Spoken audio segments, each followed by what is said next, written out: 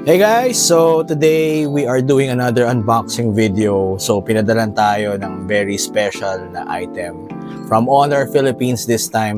And I am talking about the new Honor 600 which is coming out later this month. Pero I was able to, we was able to send this over para ma-review and to check it out. And so ito na nga yung natin, i-unbox natin and I'm gonna show you ano yung laman. Let's talk about the first impressions.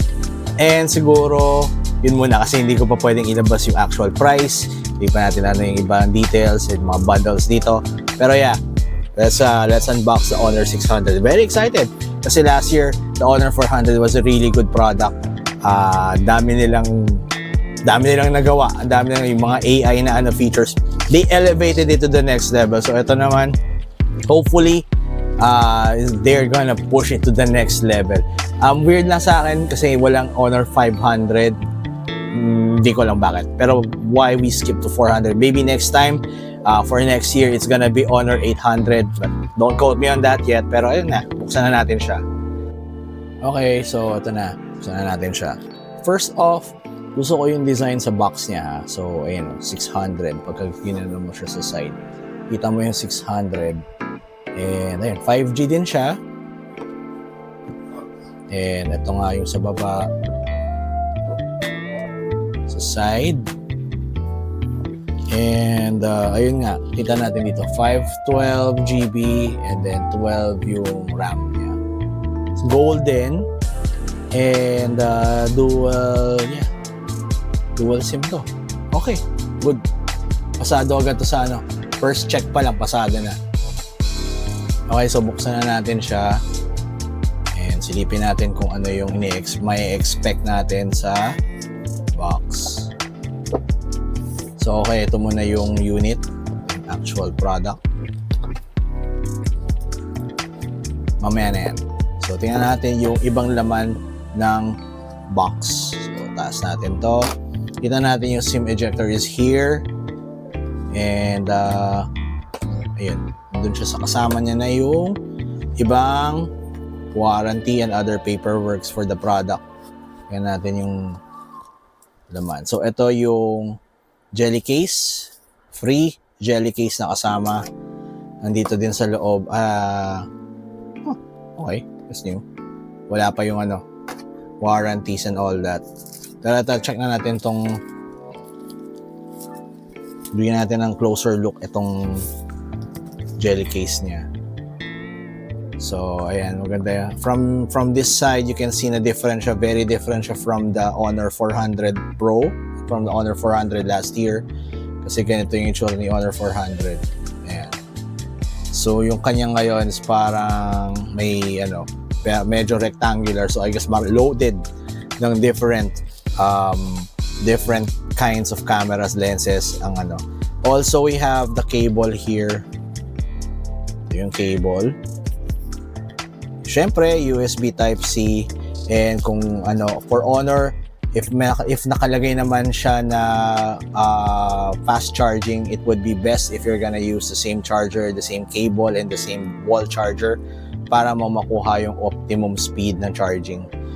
For this one, meron siyang 80 watts, so expect it to be very fast. Like siguro within 30 minutes, tapos na yung don't quote me on that yet kasi hindi pa naman natin na So, babalik ko muna dito yung charger and yung wall charger, yung cable and yung wall charger. Balik muna dito. Buksan na natin yung actual product. Let's check it out and let's see kung ano natin. So, ito na yung actual unit. Okay, so natanggal na natin yung sticker. So, pwede na natin medyo busisiin yung actual product. Ito na yung Honor 600, and as you can see, they're following with the rectangular trend sa camera design ngayon. Last year, again, as I mentioned kanina, kita nyo pero medyo parang dito lang sa side, pero ito lang yung parang receptacle, ito lang yung area. Pero this time, it's an entire rectangular shape dito sa buong likod. Tapos, dito yung LED light, and I guess meron pa 3 camera to, if I'm not mistaken. I might be wrong, pero kasi hindi pa naman natin nakikita yung specs. Pero 2 camera for sure to. And then in the front, Ayan, medyo mas maliit siya compared sa pero yeah. Uy, fairness. Gusto ko yung hawak, gusto ko yung niya, gusto ko yung lightness niya. Nakakatuwa yung lightness niya. Magaan siya. Mamaya ko na ikakabit yung jelly case. So, ito yung side panel. Dito yung power button and yung volumes. Medyo hindi na kasi katulad nung dati do sa last unit na protruding masyado yung camera. Medyo they try to lean it back or put it back a little bit, so mas maganda rin yung itsura niya. Tapos sa baba, this is where our SIM card is, and then dito yung USB, 1 speaker, 2 speakers. Very nice. 2 speakers niya, guys. So also dual SIM to, as I mentioned sa box. Maganda rin yung smooth din yung quality ng back dito. Medyo premium feel siya for So buksan na natin siya. I'm gonna show you other stuff dito sa loob ng Honor 400. So ito, buksan na natin. Okay, we're back. So ito na nga, check natin yung settings and check natin yung other stuff na available dito sa Honor 600. First off, i-check natin yung about phone. So, about phone. Wala pala dito. Nasaan na yun? Ayun, sorry, about phone. So, ito yung about phone niya. Qualcomm Snapdragon 7 Gen 4. Medyo okay. Yung RAM niya, as I mentioned kanina, is 12 gig. And then, meron siya yung 12 gig na Honor RAM Turbo.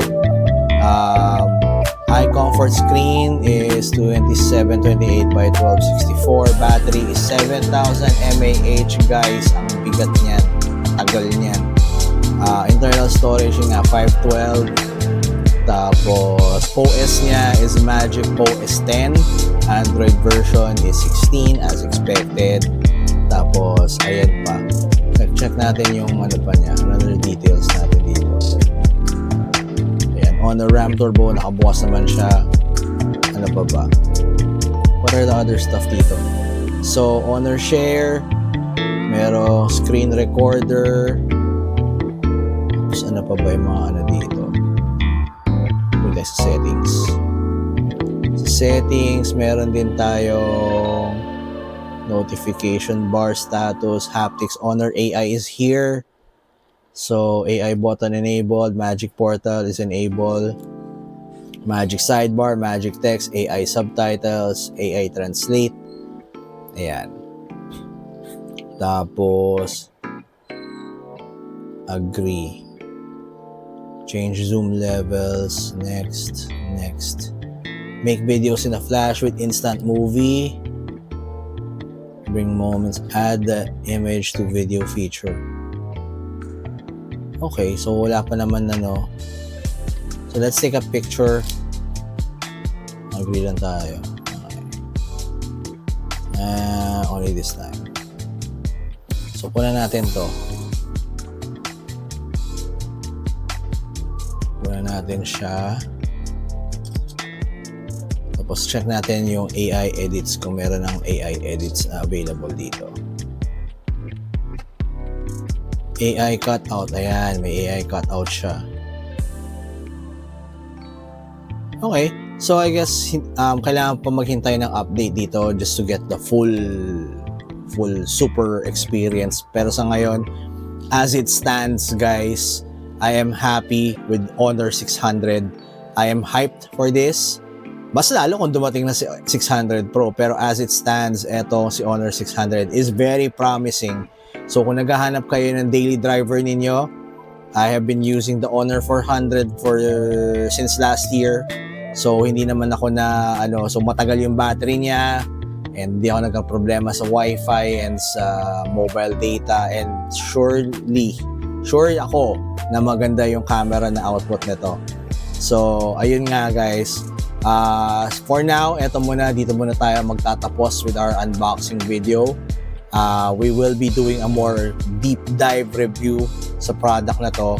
Pero yun nga, as it stands, sobrang natutuwa ako sa itsura ng Honor 600. I'll guess we'll see more later this month kasi sila yung mag-ano. I'm actually waiting for more details dun sa launch. Gusto ko malaman yung presyo, to be honest. Hindi ko alam kung magkano to. We're trying to play a game around how much. I don't wanna spoil anything yet, pero again, kung naghahanap kayo ng mid-range na dependable, na malakas yung battery, na maganda yung camera, this might be it. So, yun nga guys. Thanks for watching. I hope you could like this video, subscribe to the channel, and I'll see you on the next video. Salamat po. Ingat po kayo. Bye-bye.